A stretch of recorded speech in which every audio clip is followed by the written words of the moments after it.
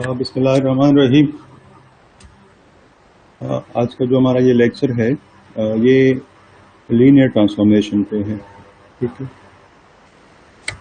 तो थोड़ा सा इससे पहले मैं ज़रा आपके साथ फंक्शन डिस्कस करूँगा कि फंक्शंस ऑलरेडी आप लोगों ने कैलकुलस में पढ़े हैं और इसके कुछ नॉन एग्जांपल्स है, जैसे f(x = x² है। तो आपको पता होता है कि फंक्शन का डोमेन भी होता है और को डोमेन भी होता है। तो यहाँ जो f(x) है इसका domain set of real number है और को डोमेन जो है वो भी सेट ऑफ रियल नंबर। उसके बाद दूसरा एग्जांपल जो है वो f(x) = x एब्सोल्यूट है, उसका डोमेन भी सेट ऑफ रियल नंबर और को domain set of real numbers. इसी तरह एक और फंक्शन है f(x) = sin x, उसका डोमेन और को डोमेन भी सेट ऑफ रियल नंबर है। फोर्थ के जो एग्जांपल है f(x) = 1/x, तो इसका डोमेन है all real numbers accept 0, because आपको पता है ये फंक्शन 0 पे डिफाइंड नहीं होता। तो डोमेन में वो वैल्यूज होते हैं x के जिस पे आपका फंक्शन डिफाइंड होता है, और को डोमेन भी इसका जो है set of real numbers accept 0। ठीक है, तो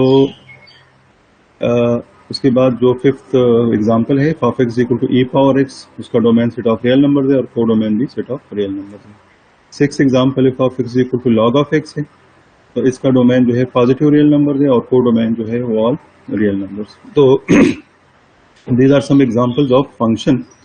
ठीक है, तो यहाँ जो आगे हमारा जो टॉपिक है उसका नाम जो है लीनियर ट्रांसफॉर्मेशन है, और लीनियर ट्रांसफॉर्मेशन भी एक फंक्शन होता है।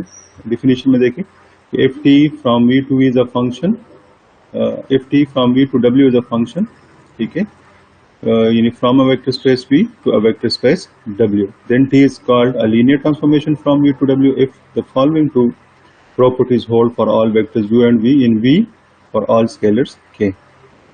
First property जो है t of ku is equal to k into t of u, this property is called homogeneity property, and second is t of u plus v is equal to t of u plus t of v, this is called additive property. तो अब linear transformation भी एक function होता है, लेकिन linear transformation का domain वो भी वेक्टर स्पेस होता है और को डोमेन जो है वो भी वेक्टर स्पेस होता है। फंक्शन में हम डोमेन और को डोमेन सेट्स लेते हैं, तो फंक्शन के लिए बस डोमेन को डोमेन सेट्स हो तो ठीक है, लेकिन लीनियर ट्रांसफॉर्मेशन के लिए आपका डोमेन और को डोमेन दोनों वेक्टर स्पेसेस होने चाहिए। ठीक, तो अब ये फर्स्ट प्रॉपर्टी और सेकंड प्रॉपर्टी। फर्स्ट प्रॉपर्टी कहती है कि अगर आप पहले किसी वेक्टर के साथ स्केलर मल्टीप्लाई करें और फिर उसका इमेज ले लें, यानी t of ku, और या पहले u का इमेज लो और उसके साथ फिर k मल्टीप्लाई करो, तो इन दोनों का रिजल्ट क्या हो, सेम है। इसी तरह सेकंड प्रॉपर्टी में ये है कि अगर आप पहले दोनों वेक्टर्स को ऐड करें, यानी u प्लस v करें, तो एक नया वेक्टर बन जाएगा, उसका फिर इमेज ले लें। ठीक है, और दिस इज इक्वल टू कि पहले आप u और v के इमेजेस ले लें और फिर उसको ऐड करें। तो मतलब कि इमेज लेने से पहले एडिशन और फिर इमेज, या इमेजेस के बाद एडिशन। ठीक है, तो ये दो प्रॉपर्टीज है, जब ये कोई भी मैपिंग या फंक्शन इसको सेटिस्फाई करे तो फिर उसको हम कहते हैं लीनियर ट्रांसफॉर्मेशन। तो ये एग्जांपल 1 में हमने t is a function from r3 to r²। ठीक है, ये एक ट्रांसफॉर्मेशन है, ये एक फंक्शन है, और इसका डोमेन जो है R3 है, 3 डायमेंशनल स्पेस है, और इसका जो को डोमेन है that is R2 which is 2 dimensional vector space. तो अब t जब आप ऑपरेट करेंगे तो आप डोमेन से पॉइंट उठाएंगे, तो डोमेन से वेक्टर जब आप उठाएंगे तो चूंकि 3 डायमेंशनल वेक्टर है, इसके 3 कंपोनेंट्स होंगे x, y एंड z। जब इसके ऊपर t अप्लाई करेंगे तो आपका जो इमेज आएगा वो R² में होगा। तो R² के जो वेक्टर्स होते हैं वो 2 डायमेंशनल है और इसमें 2 कंपोनेंट्स होंगे। अब ये ट्रांसफॉर्मेशन कैसे डिफाइंड है, यानी पहला कंपोनेंट ऐसे बनेगा कि x plus y plus z कर ले, ठीक है, और दूसरा कंपोनेंट है कि 2x minus 3y plus 4z, यानी इस वेक्टर से ये वेक्टर बन गया। तो 3 डायमेंशनल वेक्टर, ये हमारे पास डोमेन से हमने वेक्टर उठाया और उसका इमेज जो है वो R2 में है विच इज 2 डायमेंशनल वेक्टर। तो अब यहाँ हम 3 वेक्टर्स ले रहे हैं, फॉर एग्जांपल v1 1 1 1 और v2 है -1 0 2 और v3 2 1 4। These are 3 vectors. पहला पार्ट कहते हैं कि फाइंड t v1, यानी v1 का इमेज फाइंड करें, ठीक है, बाय t। इसी तरह V2 का इमेज फाइंड करें बाई टी, और फिर V3 का इमेज फाइंड करें। और सेकंड पार्ट में ये है कि वेरीफाई करें कि TV1 plus V2 is equal to TV1 plus TV2, यानी पहले वेक्टर्स ऐड करेंगे फिर इमेज देखेंगे, या पहले इमेजेस लेके फिर उनको ऐड करेंगे। और सेकंड पार्ट जो इसके साथ है कि T of 2V1 is equal to 2 time TV1। ये इन वेक्टर्स की बात हो रही है जो इस वक्त हमारे पास यानी 3 गिवन वेक्टर्स जो है। और पारसी में कहते हैं show that T is linear. तो लीनियर जब शो करेंगे तो वो ये दो प्रॉपर्टीज हम चेक करेंगे, ठीक है। ये दो प्रॉपर्टीज हमारा ये जो ट्रांसफॉर्मेशन डिफाइंड है T इस वक्त एग्जांपल में, क्या ये दोनों प्रॉपर्टी सेटिस्फाई होती है या नहीं। अगर होंगे तो लीनियर होगा, अगर ना हो तो फिर लीनियर नहीं होगा। तो सोल्यूशन में देखें, पहले हमने यानी पार्ट ए में ये है कि आप V1, V2 और V3 के इमेजेस फाइंड करें, यानी ये T जो है आप इन तीनों वेक्टर्स पे अलग अलग अप्लाई करें। तो अब TV1 T ऑफ अब V1 जो है उसके तीन कंपोनेंट्स जो है वो यहां से देखिए 1 1 और 1 है। तो अब बाय डेफिनेशन जब पहला कंपोनेंट बनेगा यानी इमेज का, तो वो इन तीनों का सम है, यानी x plus y plus z. तो इसमें x1 है, y भी 1 है और z भी 1 है, तो यानी x plus y plus z means 1 plus 1 plus 1। और सेकंड कंपोनेंट बनेगा कि 2 टाइम x, तो x की वैल्यू 1 है, तो 2 टाइम 1 माइनस 3 टाइम y की वैल्यू भी 1 है और z की वैल्यू भी 1 है। तो ये तो इसको जब सिंप्लीफाई करते हैं तो 1 प्लस 1 प्लस 1 से 3 बन जाएगा, और बाकी 2 माइनस 3 प्लस 4, तो इससे आपके पास है 3। तो हम कहेंगे कि ये जो 1 1 1 वेक्टर है इसका इमेज आ गया 3 और 3, तो 3 डायमेंशनल वेक्टर से बन गया 2 dimensional vector by applying the transformation T, ठीक है। फिर इसी तरह सेकंड वेक्टर कि यहाँ T दिस इज TV2, तो TV2 अब x की वैल्यू -1 होगी फॉर दिस वेक्टर, y की वैल्यू 0 है और z की वैल्यू 2 है, तो -1 प्लस 0 प्लस 2, अगेन ये डेफिनेशन ऑफ T जो है ये अप्लाई कर लिया।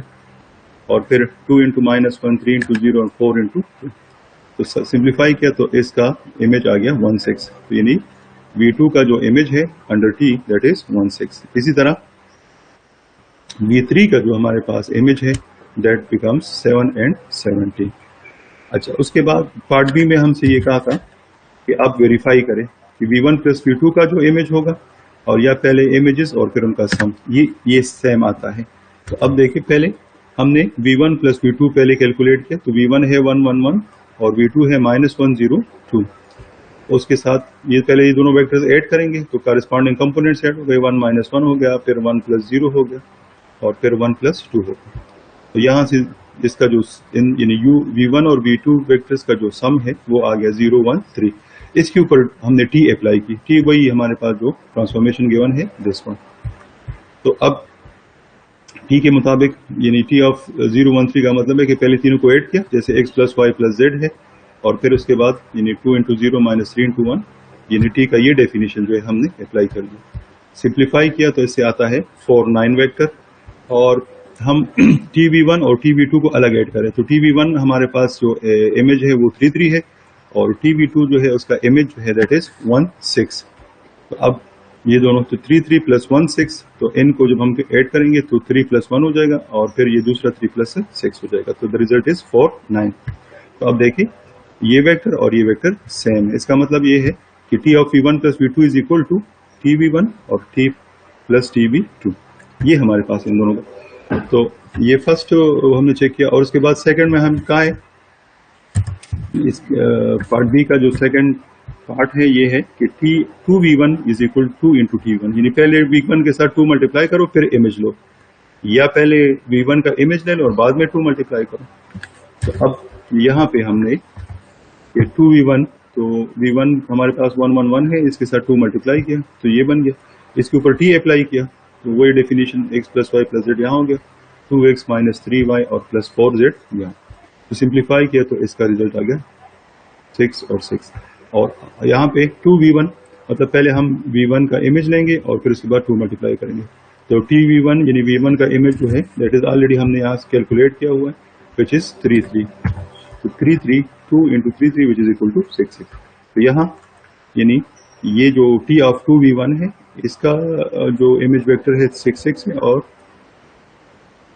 2 टाइम TV1 जो है वो भी 6 6 है। तो इसका मतलब ये है कि ये दोनों वेक्टर सेम है, मींस कि T of 2v1 plus 2v यानी T of T 2v1 is equal to 2 times T of v1। तो ये हमने वेरीफाई किया कि ये इक्वल आ रहे हैं, ठीक है। अच्छा, पार्ट सी जो है, इसका जो पार्ट सी है कि show that T is linear. जब आप किसी ट्रांसफॉर्मेशन को लीनियर शो करना चाहते हैं तो ये दो प्रॉपर्टीज है, और एक इसका मतलब है कि ये फॉर ऑल वेक्टर्स है। ये प्रॉपर्टीज तमाम वेक्टर्स और तमाम स्केलर्स के लिए जो है वो सेटिस्फाई होंगे। तो अब इसको जनरली हम प्रूव करेंगे कि ये जो टी है that is a linear transformation. तो ये दो प्रॉपर्टीज है, T of U plus V, T U plus T V, और T of K U is equal to K into two U. अब ये तो इससे पहले जो पार्ट ए और पार्ट बी में हमने फॉर पर्टिकुलर वेक्टर्स जो है ये वेरीफाई किया, लेकिन जनरली ये होल्ड होता है, यानी ये दोनों प्रॉपर्टी सेटिस्फाई होते हैं फॉर ऑल वेक्टर्स। तो इस अब डेफिनेशन के मुताबिक जो है हम इस टी को जो है लीनियर शो करेंगे और ये दो प्रॉपर्टीज चेक करेंगे। लेकिन चूंकि ये कोई एक दो वेक्टर्स के लिए नहीं, बल्कि जितने भी हमारे पास R3 में वेक्टर्स है तमाम के लिए हम करते हैं। तो इसीलिए हमने दो वेक्टर्स लिए, एक का नाम u है x1 y1 z1, और दूसरे का नाम v है which is x2 y2 and z2। तो पहली प्रॉपर्टी है कि दोनों वेक्टर्स को हम ऐड करेंगे, उसके बाद t अप्लाई करेंगे। तो u प्लस v, तो ये u वेक्टर आ गया x1 y1 z1 plus v vector आ गया x2 y2 z2। तो पहले ये दोनों वेक्टर्स ऐड हो गए, तो x1 के साथ x2 ऐड हो गया, y1 के साथ y2, और तो ये एक वेक्टर बन गया, दोनों के सम से थर्ड वेक्टर बन गया। और अब इसके ऊपर t अप्लाई करेंगे। तो डेफिनेशन ऑफ t ये था कि तीनों कंपोनेंट्स ऐड होंगे फर्स्ट, तो x1 plus x2 y1 plus y2 plus z1 plus z2, और दूसरा कंपोनेंट ये होगा कि 2 के साथ, यानी पहले कंपोनेंट के साथ 2 मल्टीप्लाई करें, फिर -3 सेकंड के साथ और +4 थर्ड के साथ। इसके बाद इनको सिंप्लीफाई करें, ठीक है। जब सिंप्लीफाई करेंगे तो यहां से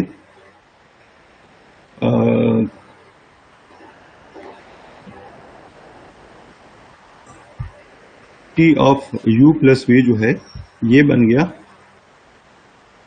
यहां सिंप्लीफाई किया, इसमें हमने थोड़ा सा अगेन इसको as a sum of two, यानी x1 प्लस x2, ठीक है, और ये जो हमारे पास y1 x1 प्लस, यानी यहां से x1 ले लिया, यहां से y1 ले लिया, और यहां से z1, इनको अलग से ऐड किया, प्लस x2 y2 और z2 इसको अलग से ऐड किया, और यहाँ पे 2x1, इधर से 2x1, यहाँ से 3y1 और यहाँ से 4z1, ये अलग से हमने कंबाइन किया। फिर 2x2, 3y2 और 4z2 ये अलग से कंबाइन किए। तो ये हमारे पास एक वेक्टर बन गया, ठीक है। इसको दोबारा हमने स्प्लिट कर दिया, यानी ये कंपोनेंट इस कंपोनेंट के साथ ले लिया, ये एक वेक्टर बना दिया, और ये सेकंड कंपोनेंट जो है x2 y2 z2 ये 2x2 माइनस 3y2 और 4z2 के साथ ले लिया, तो ये दूसरा वेक्टर बन गया। तो यानी ये एक वेक्टर है, लेकिन उसको हमने स्प्लिट किया, एंड ये जो वेक्टर आता है this is the image of u, ठीक है, और ये जो दूसरा वेक्टर आता है that is the image of v। तो अब यहां से पता चल गया कि T of u plus v is equal to T U plus T V, यानी पहले वेक्टर्स ऐड करो फिर इमेज लो, या पहले इमेजेस ले लो और फिर वेक्टर इनको ऐड करो, तो आपका रिजल्ट सेम आ रहा है।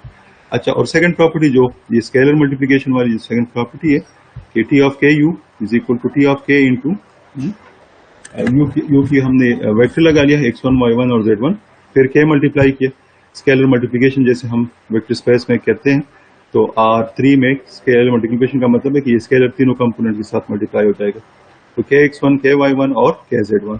तो अब आप इन तीनों को ऐड करें, तो kx1 plus ky1 plus kz1, और यहां से जब आप इस पे ये t अप्लाई करेंगे ना, तो t कैसे ट्रांसफॉर्म करता है कि पहले कंपोनेंट बनाता है from the sum of the three components, और सेकंड कंपोनेंट बनाता है वो फर्स्ट के साथ 2 मल्टीप्लाई करते हैं, सेकंड के साथ -3 और थर्ड के साथ 4, और फिर उसके बाद उनको सम अप करते हैं। तो अब ये हमारे पास वो, तो इससे वापस हमने k कॉमन कर लिया, इसे भी हमने k कॉमन कर लिया, और k एज अ होल, ये स्केलर मल्टीप्लिकेशन जब हम वेक्टर स्पेस में डिस्कस करते हैं तो आप स्केलर मल्टीपल जो है वो तमाम कंपोनेंट्स के साथ यहाँ मल्टीप्लाई भी कर सकते हैं और वापस कॉमन भी कर सकते हैं, ठीक है। तो this is equal to k into T U. तो अब इसका मतलब ये है कि जो लीनियर ट्रांसफॉर्मेशन की ये दो प्रॉपर्टीज हैं, ये जो गिवन ट्रांसफॉर्मेशन टी है वो सेटिस्फाई करता है।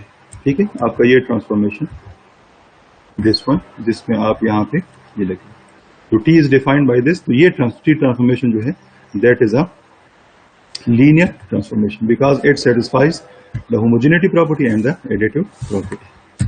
ठीक है, अच्छा अच्छा, इसमें ये एग्जाम्पल 2 है, कहते हैं show that the following transformations are not linear.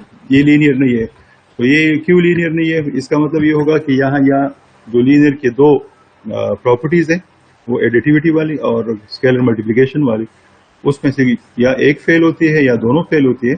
तो एक भी अगर फेल हो जाए तो ये लीनियर नहीं होगा। ठीक है, तो अब फर्स्ट एक ट्रांसफॉर्मेशन के फ्रॉम R2 टू R2, यानी इसका डोमेन भी R स्क्वायर है और जो को डोमेन है that is R square. R square का इमेज जो होगा वो अगेन R स्क्वायर में आएगा। तो आपका जो यानी इनपुट वेक्टर होगा उसके भी दो कंपोनेंट्स होंगे, जो आउटपुट आएगा उसके भी दो कंपोनेंट्स होंगे, क्योंकि डोमेन भी R2 है और को डोमेन भी R2 है। अच्छा, तो इसको हमने कैसे डिस्प्रूव किया है कि ये लीनियर नहीं है? तो इसको हम कि जब अगर ये जो लीनियरिटी की प्रॉपर्टी है, ये दो प्रॉपर्टीज में कोई एक या दोनों फेल हो जाए और सम वेक्टर हो जाए तो बस ये हमारे पास लीनियर नहीं होंगे। तो दो वेक्टर्स लिए u एंड v। अच्छा, पहले u का इमेज लिया है, तो u का इमेज जो है बाय दिस पार्ट ए की बात कर रहे हैं।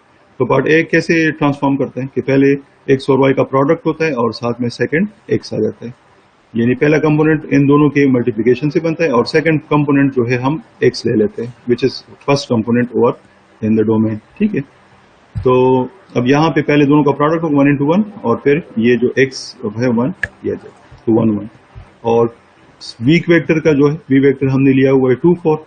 तो पहला कंपोनेंट बनेगा 2 और 4 के प्रोडक्ट से और दूसरा कंपोनेंट बनेगा जो आपका यहाँ x है वो बन जाएगा, तो इधर 8 और इधर 2। तो अब पहले दोनों वेक्टर्स को ऐड करें, तो जब हमने u और v को ऐड किया तो u इज 1 1 प्लस 2 4, इसका जो रिजल्ट आता है 3 5। फिर इसका इमेज लिया, t अप्लाई किया according to this definition. Part A में जो है वो है 3 into 5, पहले दोनों का प्रोडक्ट और फिर सेकंड में सेकंड पार्ट जो होगा, जो इमेज वेक्टर है उसका सेकंड पार्ट होगा, जो प्री इमेज वेक्टर है उसका फर्स्ट पार्ट, फर्स्ट कंपोनेंट। तो ये तो दिस इज द 15 3। और अगर आप पहले इमेजेस ले ले u और v को और उनको ऐड करें तो T U is equal to 1 1 है और टी वी जो है दैट इज इक्वल टू 8 2। तो इन दोनों को ऐड करें, जिसका जो आता है 9 2। तो अब ये मतलब ट्रांसफॉर्मेशन से पहले एडिशन का इमेज जो है वो, जब आप पहले ऐड करें वेक्टर्स को और फिर इमेज ले लें तो वो 15 3 आता है, और जब पहले आप इमेजेस ले लें और फिर ऐड करें तो फिर वो 9 2 आता है। तो दीज आर नॉट इक्वल, सो जब ये इक्वल नहीं है तो hence T is not linear. तो अब बस एक काउंटर एग्जाम्पल, इसको कहते हैं काउंटर एग्जाम्पल। जब आपकी एक प्रॉपर्टी किसी पर्टिकुलर वेक्टर के लिए आपके पास हो और वो फेल हो जाए तो इसका मतलब है कि ये काउंटर एग्जाम्पल है और एज अ होल वो प्रॉपर्टी आपका हम कहेंगे सेटिस्फाई नहीं होती। अच्छा, इसमें पार्ट बी जो गिवन है इसको एज अ होमवर्क लिया, इसी में भी आप दो वेक्टर्स ले लें। ठीक है, और फिर उन दोनों वेक्टर्स के पहले देखें कि कोई भी दो वेक्टर्स आप ले सकते हैं। ठीक है, पर्टिकुलर वेक्टर्स ले लें, उनको पहले ऐड करें, फिर इमेज ले लें और पहले इमेजेस ले लें और फिर बाद में ऐड करें और कंपेयर करें, तो आपको पता चल जाएगा कि इसकी इक्वल आते हैं या नहीं आते। क्योंकि ये प्रॉपर्टी हम कहते हैं कि ये तमाम के लिए ट्रू होना चाहिए लीनियरिटी में, तो अगर एक के लिए भी फेल हो जाए तो आप कहते हो दिस इज फेल्ड, यानी ये प्रॉपर्टी फेल हो गई और ये लीनियर नहीं है। तो सेकंड एग्जांपल जरा आप लोग खुद एक कुछ पर्टिकुलर वेक्टर ले लें और जरा चेक करें कि ये प्रॉपर्टी होल्ड होती है या नहीं। अगर नहीं होगी तो बस सिंपली कह दे कि ये ट्रांसफॉर्मेशन लीनियर नहीं है। अच्छा, इसमें अनदर ये जो है दो एग्जांपल्स है और ये भी होमवर्क जो है आपके लिए है कि आप शो करें कि ये दोनों लीनियर है, और ये जब लीनियर शो करेंगे तो डेफिनेशन के मुताबिक जो हमने यानी एग्जांपल 1 में पार्ट सी किया है ना, उसके हिसाब से आपने उसको प्रूव करना है कि ये लीनियर है। अच्छा, ये नेक्स्ट हमारे पास है matrix of linear transformation. Matrix of linear transformation, तो अब यानी जब आपके पास एक लीनियर ट्रांसफॉर्मेशन है तो उस ट्रांसफॉर्मेशन को मैट्रिक्स फॉर्म में हम कैसे एक्सप्रेस करते हैं, और ऐसा मैट्रिक्स होगा जो वही ट्रांसफॉर्मेशन दे दे आपको जो गिवन हो। तो अब यानी उस ट्रांसफॉर्मेशन टी का काम जो है वो आप उस मैट्रिक्स से ले सकते हैं। तो इसका जो हमारे पास प्रोसीजर है वो ये है कि आपके पास एक गिवन ट्रांसफॉर्मेशन है और वो लीनियर है। पहले आप क्या करेंगे कि ये जो u है डोमेन है उसके बेसिस ले लें, ठीक है, और साथ में v के बेसिस ये आपके पास गिवन होंगे कि u की कौन से बेसिस है और v की कौन से बेसिस है। फिर उन बेसिस के आपने इमेजेस लेने, यानी कौन से डोमेन के जो बेसिस है u1 u2 up to um, और u1 का इमेज, u2 का इमेज और um का इमेज। अब ये इमेजेस कहाँ आएंगे? जाहिर है जब t अप्लाई करते हैं, t एप्लीकेशन से पहले ये जो वेक्टर होता है वो डोमेन में होता है। जब t अप्लाई करते हैं तो वो वेक्टर को डोमेन में आ जाते हैं। तो यहाँ u1 u2 um ये u के वेक्टर्स है, बेसिस वेक्टर्स है, लेकिन जब इनके ऊपर t अप्लाई होता है तो फिर ये v के वेक्टर्स आ जाते हैं। अब जब ये v के वेक्टर बन जाएंगे तो v के लिए हमारे पास बेसिस है, और आपको याद है ना कि बेसिस कौन से वेक्टर्स होते हैं, यानी ये लीनियरली इंडिपेंडेंट वेक्टर्स है जिससे आप वेक्टर स्पेस का कोई भी वेक्टर जो है वो जनरेट कर सकते हैं, या आप लिखते हैं कि उसको यानी एक्सप्रेस कर सकते हैं as a linear combination of the basis vector.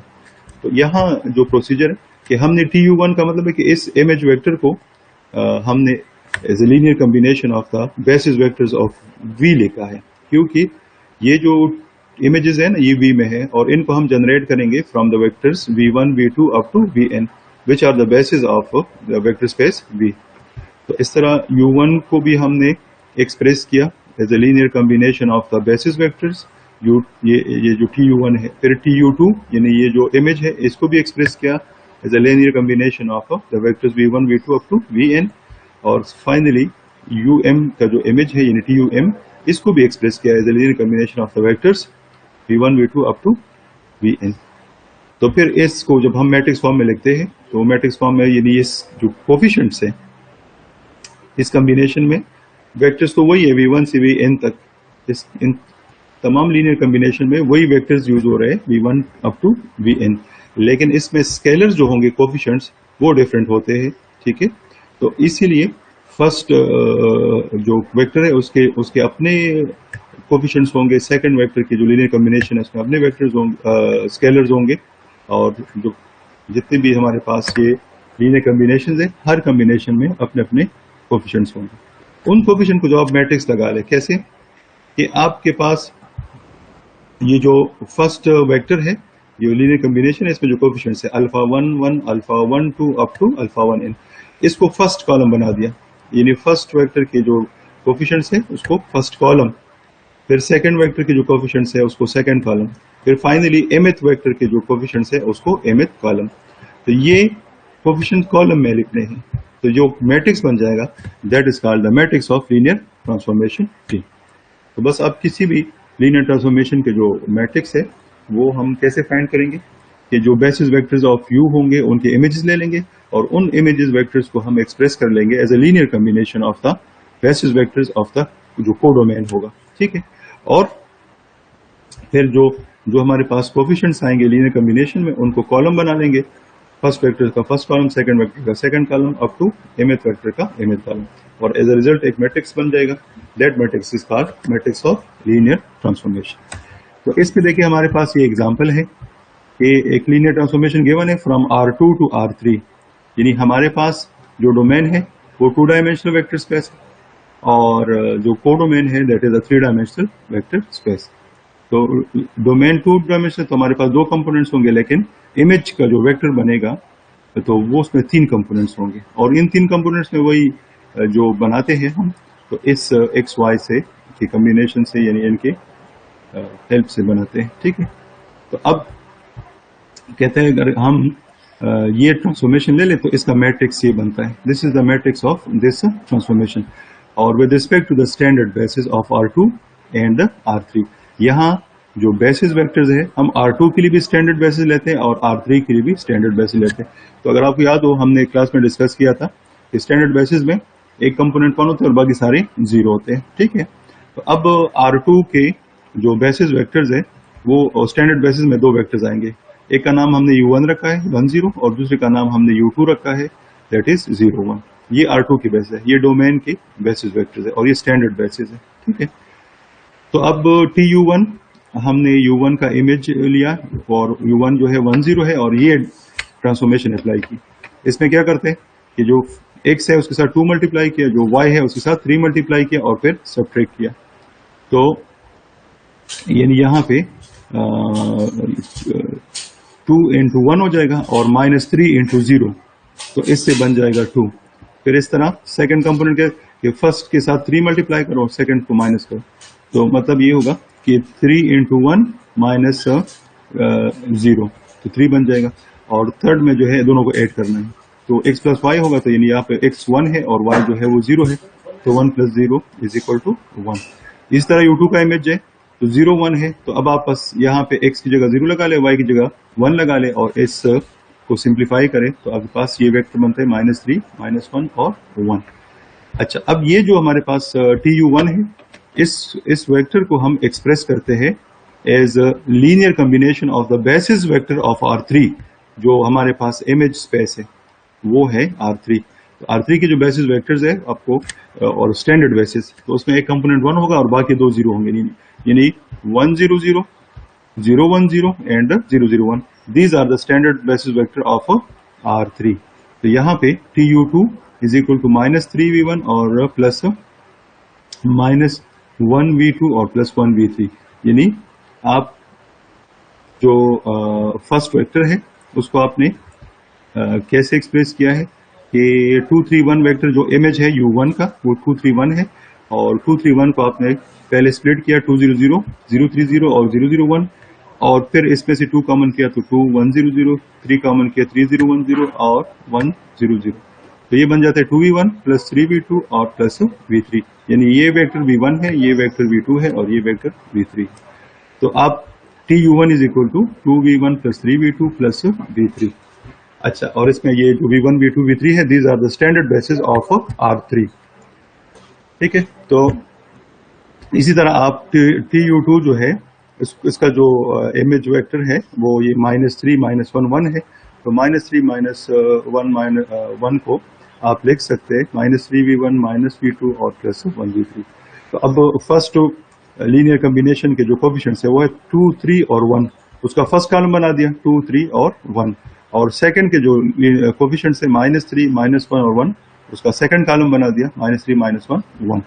तो ये आपके पास वो मैट्रिक्स ऑफ लीनियर ट्रांसफॉर्मेशन जो गिवन है ऑलरेडी वो हमने डिराइव किया। तो ये इसलिए कि जो आपके पास matrix of linear transformation this one है वो कैसे आता है। ठीक है, तो वो यू आपके पास आ गया। अब अगर आप AU1 फाइंड करें, AU1, तो आप इस A का और U1 के साथ, U1 आपका 1 0 है, तो इसके साथ प्रोडक्ट करें तो बनता है 2 3 1 which is equal to 3 1, and ये 2 3 1 क्या है, ये आपके पास ये वेक्टर है which is the image of. तो इसका मतलब ये है कि AU1 is equal to TU1, तो मतलब कि जो ट्रांसफॉर्मेशन T करता है वही ट्रांसफॉर्मेशन A भी करता है। तो मतलब ये है, इसीलिए इसको कहते हैं कि ये A जो है this is the matrix of this T। जो काम आप T से लेना चाहते हैं वो आप इस मैट्रिक्स A से भी ले सकते हैं। ठीक है, सिमिलरली आप शो कर सकते हैं कि AU2 is equal to 2U2, यानी A तो ये है, यहाँ U2 का वेक्टर लगा लो और यू विल गेट TU2, यानी ये वेक्टर जो है आपके पास आ जाएगा। TU2 जो है -3 -1 1। तो ये जरा आप वेरीफाई करें कि आप A और U2 यहाँ लगा ले और TU2 कैलकुलेट कर ले, जो ऑलरेडी आपके पास कैलकुलेटेड है TU2, तो AU2 से भी यही बनेगा -3 -1 1। तो ये मैट्रिक्स ऑफ लीनियर ट्रांसफॉर्मेशन जो है वो अब बना देते हैं। तो मतलब T से जो आप ट्रांसफॉर्मेशन करते हैं वही ट्रांसफॉर्मेशन जो है आपको इस A से कर सकते हैं। तो एक जगह आपके पास फंक्शन है और दूसरी जगह उसकी एक रिप्लेसमेंट है विच इज द मैट्रिक्स। ठीक है, इसको कहते हैं मैट्रिक्स ऑफ लीनियर ट्रांसफॉर्मेशन। अच्छा, यहाँ पे अगर आप दूसरा एग्जांपल है, ये बुक में से क्वेश्चन नंबर 10 है, पेज 792। हमारे पास दो वेक्टर्स है v1 v2 which is basis for R2। अच्छा, v1 है -2 1 एंड v2 1 3। अब R2 के इससे पहले एग्जांपल में आपने जो बेसिस पढ़े थे वो स्टैंडर्ड बेसिस है और ये भी बेसिस है, ये नॉन स्टैंडर्ड बेसिस है। तो मतलब ये है कि किसी वेक्टर स्पेस के बहुत सारे अलग अलग बेसिस हो सकते हैं जिसमें एक को हम स्टैंडर्ड का नाम देते हैं और बाकी जो होंगे वो अदर देन बेसिस होते हैं, लेकिन उनको हम स्टैंडर्ड बेसिस नहीं कहते। अच्छा, अब ये जो हमारे पास लीनियर ट्रांसफॉर्मेशन है, ठीक है, कि V1 को जब आप ट्रांसफॉर्म करते हैं तो -1 2 0 बनता है, और V2 को जब ट्रांसफॉर्म करते हैं तो 0 -3 5 बनते हैं। कहते हैं find a formula for t of x y and use that formula to find 2 -3। तो अब हमें ट्रांसफॉर्मेशन गिवन है, लेकिन वो फार्मूला नहीं है कि t कैसे जो है वेक्टर्स को ट्रांसफॉर्म करता है, लेकिन सिर्फ इतना पता है कि जो बेसिस वेक्टर्स है उनके इमेजेस हमें गिवन है, ठीक है। अच्छा, तो अब यहाँ पे हमने यानी जब v वेक्टर लेते हैं R2 से, तो first we need to express v as linear combination of v1 and v2। तो हमने वेक्टर लिया v और उसको एक्सप्रेस किया एज लीनियर कॉम्बिनेशन, क्योंकि v1 और v2 जो है R2 की बेसिस है, तो R2 का कोई भी वेक्टर जो होगा यानी 2 डायमेंशनल होगा, और वो वेक्टर आप by definition of basis express कर सकते हैं as the linear combination of v1 and v2। अब वो ये वेक्टर v जो है ये कैसे बनेगा, ठीक है। तो इसमें v1 और v2 तो नोन वेक्टर्स है, लेकिन ये स्केलर जो है अल्फा बीटा जो कोफिशिएंट्स है वो नोन नहीं है। तो अब आगे हम इसको नोन करेंगे कि कौन से हमारे पास आते हैं, ठीक है। तो v की जगह हमने x y लगा लिया, अल्फा अपनी जगह पे है, v1 वेक्टर लगा लिया जो कि गिवन है, और v2 वेक्टर भी लगा लिया जो कि गिवन है। इन दोनों वेक्टर्स को पहले ये अल्फा हमने स्केलर मल्टीप्लिकेशन की, वेक्टर के साथ बीटा भी स्केलर मल्टीप्लाई किया वेक्टर के साथ, और फिर इनको ऐड किया तो ये रिजल्ट बन गया। अब हमने दोनों साइड के वेक्टर्स को कंपेयर किया, क्योंकि इक्वल वेक्टर्स है तो फर्स्ट कंपोनेंट फर्स्ट इक्वल आएगा और सेकंड कंपोनेंट सेकंड के इक्वल। तो -2 alpha plus beta is equal to x and alpha plus 3 beta is equal to y। अब ये एक सिस्टम बन गया, सिस्टम ऑफ 2 लीनियर इक्वेशंस, और इसमें जो अननोन है वो अल्फा बीटा है, ठीक है। वो हम फाइंड करते हैं कि वो क्या होंगे। तो इसको जब हम सॉल्व करते हैं, ठीक है, तो एलिमिनेशन हमने की, एलिमिनेशन के थ्रू जो है हमने पहले अल्फा को एलिमिनेट किया है, बीटा की वैल्यू आ गई, और बीटा की वैल्यू जो है फिर हमने सब्स्टिट्यूट की इक्वेशन नंबर 1 में, तो अल्फा की वैल्यू हमने फाइंड की, तो अल्फा की वैल्यू ये आ गई। तो beta is equal to 1/7 x plus 2y, और alpha is equal to -1/7 3x minus y। तो यहाँ अब इसका मतलब है कि v वेक्टर यानी x y is equal to ये अल्फा इंटू v1 और ये बीटा इंटू v2, यानी अल्फा की अगर ये वैल्यू ले ले -1/7 3x माइनस y, और बीटा की अगर ये वैल्यू ले ले 1/7 x प्लस 2y, और ये v1 के साथ पहला अल्फा मल्टीप्लाई हो, v2 के साथ बीटा मल्टीप्लाई हो और सिंप्लीफाई हो, तो आपके पास वेक्टर एक्स वाई बन जाएगा, ठीक है। अब हमने v का इमेज लिया है, t अप्लाई कर ली, जब t अप्लाई कर दिए 3 ऑफ एक्स वाई t, और अब ये जो वेक्टर v है इसको हमने एक्सप्रेस किया है एज v1 v2, यहाँ t अप्लाई कर दी तो -1/7, चूंकि t लीनियर है -1/7 बाहर आ जाएगा, और -2 1 के ऊपर जो है t अप्लाई होगा। इस तरह यानी जो कोफिशिएंट स्केलर है ये ट्रांसफॉर्मेशन से बाहर आता है बिकॉज ऑफ लीनियरिटी, ठीक है। यानी लीनियर ट्रांसफॉर्मेशन में हम कोफिशिएंट को ट्रांसफॉर्मेशन से बाहर करते हैं और फिर ट्रांसफॉर्मेशन अप्लाई करते हैं, बाद में फिर हम ये मल्टीप्लाई कर लेते हैं ये कोफिशिएंट जो है। तो ये अब t ऑफ -2 1 ये ऑलरेडी आपको गिवन है कि t ऑफ -2 1 यानी v1 का जो इमेज है वो -1 2 0 है।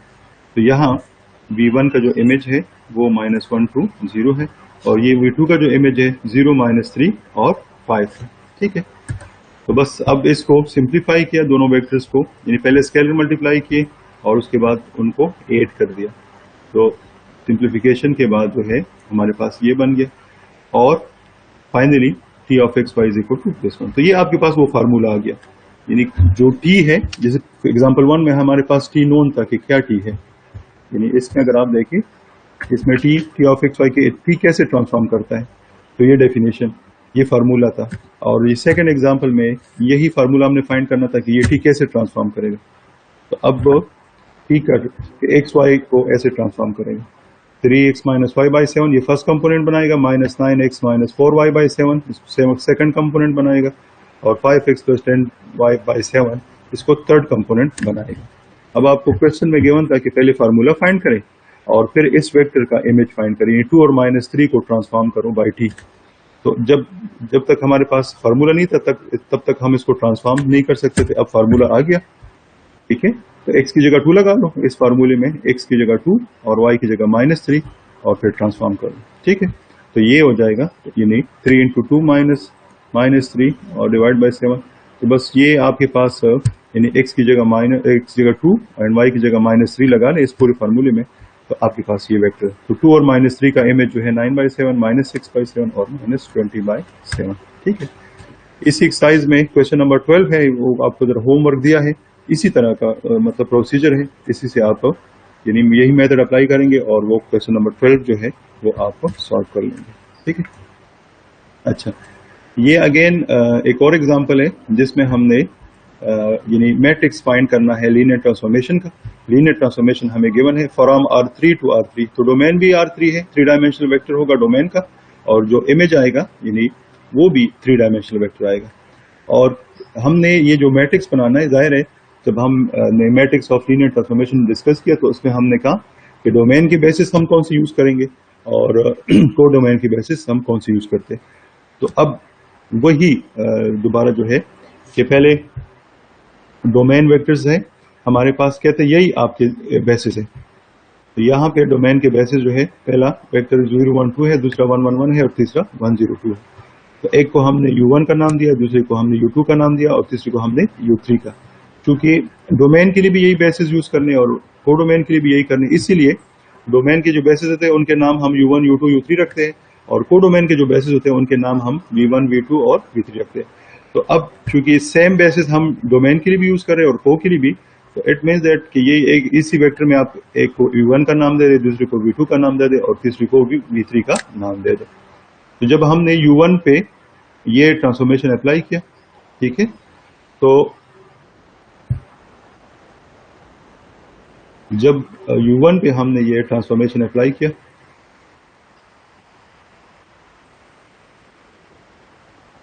तो T ऑफ 0 1 2 है अकॉर्डिंग टू दिस डेफिनेशन। पहला क्या करता है y माइनस जेड, तो इधर x की वैल्यू 0 है, y की वैल्यू 1 है और z की वैल्यू 2 है।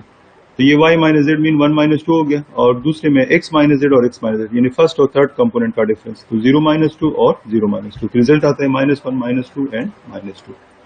फिर इस तरह U2 का इमेज आ जाएगा और फिर U3 का जो है इमेज हमारे पास आ जाएगा, ठीक है। ये तीनों जो डोमेन के जो बेसिस वेक्टर्स हैं उनको हमने उसके इमेजेस ले ली। अब यही इमेजेस जो है हम एक्सप्रेस करेंगे as linear combination of the basis vectors of the codomain. अब कोडोमेन में जो बेसिस वेक्टर्स है वो V1 और V2 V3 है, चूंकि ये बेसिस दोनों के लिए हम यूज कर रहे हैं, डोमेन कोडोमेन के लिए, तो इसीलिए ये जो TU1 है this is expressed as linear combination of alpha V1 plus beta V2 और प्लस गैमा V3। और अब इसी में से हम अल्फा बीटा और गैमा बनाएंगे। अगर आपको याद हो तो मैट्रिक्स फाइंड करने के लिए हम लीनियर कॉम्बिनेशन में एक्सप्रेस करेंगे। ये देखिए जरा, जो भी इमेजेस वेक्टर्स हैं बेसिस के जो इमेजेस आएंगे उनको एक्सप्रेस करें as a linear combination of the basis vectors of V, और फिर जो कोफिशिएंट्स आएंगे उनसे मैट्रिक्स बनाएंगे। तो अब इसमें हमने पहला वेक्टर जो है वो एक्सप्रेस किया as linear combination of V1 V2 और V3, लेकिन इसमें ये अल्फा बीटा गैमा क्या है, ये कोफिशिएंट्स क्या है, यही हम फाइंड करेंगे। मैट्रिक्स बनाने के लिए ये कोफिशिएंट्स चाहिए। तो ये वेक्टर और बस अब यहाँ V1 V2 V3 लगा लिया, इसको सिंप्लीफाई किया तो ये बन गया। और इसको यानी चूंकि इक्वल वेक्टर्स है तो फर्स्ट कंपोनेंट जो होगा -1 ये फर्स्ट इक्वल आएगा, beta plus gamma -1, alpha plus beta -2 और 2 alpha plus beta -2 gamma is equal to -2। तो ये हमारे पास तीन इक्वेशंस का और तीन अननोन का एक सिस्टम आ गया, और एक आपको याद है ये नॉन होमोजेनियस सिस्टम है। तो बस अब इनको आपने सॉल्व करना है, ठीक है। इसमें से अल्फा बीटा और गैमा की वैल्यू निकालनी है तो एलिमिनेशन करना है। तो ये प्रोसेस में हमने एलिमिनेशन किया है, ठीक है। पहले इक्वेशन 1 और इक्वेशन 3 को कंबाइन किया है बाय दिस ऑपरेशन, उसमें से गैमा एलिमिनेट हो गया तो अल्फा बीटा रह गया। फिर इक्वेशन 4 और इक्वेशन नंबर 2 को जो है आपस में सॉल्व किया है तो इसमें से बीटा एलिमिनेट किया तो अल्फा की वैल्यू आ गई। अल्फा की वैल्यू जो है हमने इक्वेशन 2 में लगा लिया तो हमारे पास बीटा की वैल्यू आ गई, और फिर बीटा की वैल्यू जो है हमने इक्वेशन 1 में लगा लिया तो गैमा की वैल्यू, तो अल्फा -2 बीटा 0 एंड गैमा -1। तो इसका मतलब ये होगा कि पहले वेक्टर का जो लीनियर कॉम्बिनेशन है इधर अल्फा -2 है, बीटा 0 है और गेमा जो है वो आपके पास -1 है। तो पहले वेक्टर के जो लीनियर कॉम्बिनेशन बनेगा उसके कोफिशिएंट्स अल्फा बीटा गेमा हमारे पास आ गए। इसी तरह अब दूसरा वेक्टर जो होगा, दूसरा इमेज जो U2 का इमेज है, ठीक है, U2 का इमेज जो है वो 0 0 है, 0 है। अब इसको हम एक्सप्रेस करेंगे as the linear combination of the basis vectors of V। तो अब 0 0 0 अगेन हमने उसी तरह एक लीनियर कॉम्बिनेशन या अल्फा 1 प्लस बीटा V2 और प्लस गेमा, इस वेक्टर के लिए अल्फा बीटा गेमा क्या होंगे ये भी हम फाइंड करेंगे। अब अगर आप देखें तो इस वेक्टर का जो राइट साइड है अल्फा V1 बीटा V2 और गेमा V3, तो वो सेम टू सेम यहाँ पे वही चीज है, सिर्फ ये लेफ्ट साइड पे जो वेक्टर है ये चेंज हो गया। यहाँ पे -1 -2 है और दूसरे वेक्टर में हमारे पास 0 0 0 है। अब इसका मतलब ये है कि जब आप ये राइट साइड सिंप्लीफाई करोगे तो ये बनेगा, तो वही बस रिजल्ट डायरेक्ट आप लिख ले कि जो राइट साइड सिंप्लीफाई करेंगे तो ये बन जाएगा, सिर्फ लेफ्ट साइड पे जो वेक्टर है। तो अब यहाँ जो सिस्टम है, पहला कंपोनेंट पहले की को लाएगा कि बीटा प्लस गेमा 0 है, अल्फा प्लस बीटा जो है वो भी 0 है और 2 अल्फा प्लस बीटा -2 गेमा इज इक्वल टू 0। तो ये 3/3 एक सिस्टम बन गया, ठीक है। और इस सिस्टम को जब हम सॉल्व करते हैं तो इससे हमारे पास अल्फा बीटा गेमा तीनों 0 आते हैं। यानी इसमें एलिमिनेशन करेंगे, जैसे एलिमिनेशन यहाँ भी किया, सेम एलिमिनेशन आप यहाँ पर भी कर ले और as a result alpha beta gamma 0 आ गया। तो सेकंड वेक्टर का जो लीनियर कॉम्बिनेशन बनेगा उसमें अल्फा बीटा गेमा आपके पास क्या होंगे, 0 होंगे, ठीक है। और थर्ड वेक्टर जो है वो हमारे पास जो TU3 है, यहाँ पे हमने कैलकुलेट किया हुआ है, दिस इज TU3 का इमेज जो है by this transformation is equal to 2 3 3, यानी x की जगह आप यहाँ 1 लगा ले, y की जगह 0 लगा ले और z की जगह -2 लगा ले, इधर भी लगा ले, तो सिंप्लीफाई करेंगे तो बन जाएगा 2 3 3, ठीक है। और बिल्कुल उसी प्रोसेस से alpha 1 beta plus beta V2, alpha V1 plus beta V2 और प्लस गेमा V3। तो ये राइट साइड तीनों वेक्टर्स के लिए सेम रहेगा, सिर्फ ये है कि लेफ्ट साइड पे चेंज होगा तो ये सिस्टम डिफरेंट बनेगा। अब इस सिस्टम को फिर सॉल्व करोगे फॉर अल्फा बीटा गेमा, तो इससे अल्फा 2 बीटा 1 और गेमा 1 आता है, ठीक है। तो अब जो फर्स्ट वेक्टर के कोफिशिएंट्स थे लीनियर कॉम्बिनेशन के वो हमारे पास ये थे -2 0 -1। तो मैट्रिक्स में अब इसको फर्स्ट कॉलम बना दे, देखिए -2 0 एंड अच्छा यहाँ मैंने 1 लगाया हुआ है बट दिस इज -1, इसको जरा ठीक कर ले, ये -1 आता है। अच्छा सेकंड वेक्टर के जो कोफिशिएंट्स थे वो अल्फा बीटा गेमा जो है वो 0 0 0 आते हैं, ठीक है। जब आप इस सिस्टम को सॉल्व करेंगे तो आपको अल्फा बीटा गेमा तीनों 0 मिल जाएंगे और इससे सेकंड वेक्टर हमने बना लिया 0 0 और 0, ठीक है। और फिर थर्ड वेक्टर जब हमने इस सिस्टम को सॉल्व किया है, ठीक है, तो उसका लीनियर कॉम्बिनेशन में 2 1 और 1, तो ये थर्ड कॉलम आ गया 2 1 और 1। तो ये जो मैट्रिक्स ए आ गया, this is the matrix of the given linear transformation और with respect to the given basis जो थे। अब क्योंकि यहाँ डिफरेंट बेसिस थे, तो अब जब हम ट्रांसफॉर्मेशन के लिए अगर एक बेसिस के हिसाब से ट्रांसफॉर्मेशन का मैट्रिक्स बनाएंगे वो कुछ और मैट्रिक्स बनेगा, अगर दूसरे बेसिस लेंगे तो फिर दूसरा बनेगा मैट्रिक्स। इस तरह बेसिस के हिसाब से आपको मैट्रिक्स मिलता है फॉर अ लीनियर ट्रांसफॉर्मेशन, ठीक है। इसमें ये होमवर्क पे एक प्रॉब्लम है और ये डिफाइंड है, ठीक है, 3 डायमेंशनल टू 2 डायमेंशनल, यानी आप R3 से वेक्टर उठा रहे हैं और आपको देखो दो कंपोनेंट्स है 3x + 2y and y - 2z। तो आपका डोमेन R3 है और आपका कोडोमेन जो है वो R2 है, ठीक है। अच्छा मैट्रिक्स बनाना है with respect to the basis, तो R3 के लिए आप ये वेक्टर्स लेंगे 1 0 1 1 2 1 और 0 1 2, ये R3 के बेसिस आपने लेने हैं और R2 की ये बेसिस लेने 1 2 एंड 1 1, ठीक है। तो मतलब ये है कि पहले हर इस वेक्टर का इमेज लेंगे और उसको लीनियर कॉम्बिनेशन, यानी पहले इस वेक्टर का इमेज ले लें, ठीक है, उसको linear combination of these two vector express करेंगे और कोफिशिएंट्स कॉम्बिनेशन में जो स्केलर कोफिशिएंट्स आएंगे वो फाइंड करेंगे, फिर दूसरे वेक्टर को linear combination of these two और फिर तीसरे वेक्टर को भी linear combination of these two. तो बस फिर आपके पास फिर हर जो कोफिशिएंट्स आएंगे स्केलर लीनियर कॉम्बिनेशन के वेक्टर का और फिर थर्ड जो मैट्रिक्स बन जाएगा that will be the matrix of linear given linear transformation. और यहाँ आपको दो कोफिशिएंट्स लेने होंगे क्योंकि जो कोडोमेन है उस वो 2 डायमेंशनल के 2 वेक्टर है। तो मतलब ये होगा कि यहाँ यानी अगर आप आपके वेक्टर्स 101 इसको u1 का नाम दे दें, 121 u2 का नाम दे दें और 012 u3 का नाम दे दें, ठीक है। और फिर इस तरह से ये 1 2 ये v1 हो जाएगा और 1 1 ये v2 हो जाएगा। तो आपके लीनियर कम्बिनेशन में दो अल्फा v1 और प्लस बीटा v2, तो 2 कोफिशिएंट्स आपको फाइंड करने पड़ेंगे हर वेक्टर के लिए, ठीक। तो इससे आपके पास जो मैट्रिक्स बनेगा उसमें 2 रोज होंगे और 3 कॉलम्स आएंगे, ठीक। तो ये आपका जरा होमवर्क है। इसमें अगर कोई डिफिकल्टी है तो फिर आप मुझसे रब्ता कर लें, ठीक है। और पहले जरा क्वेश्चन जो एग्जाम्पल है उनको अंडरस्टैंड करके उस पर प्रैक्टिस कर लें, फिर ये होमवर्क जो है साथ साथ कर लें ताकि आपको इसकी अंडरस्टैंडिंग जरा और भी अच्छी हो जाए। Thank you. ये एक लीनियर ट्रांसफॉर्मेशन का जो लेक्चर है ये इंपॉर्टेंट लेक्चर था, इसलिए मैं आपके साथ ऑनलाइन जो है वो शेयर कर रहा हूँ। Thank you.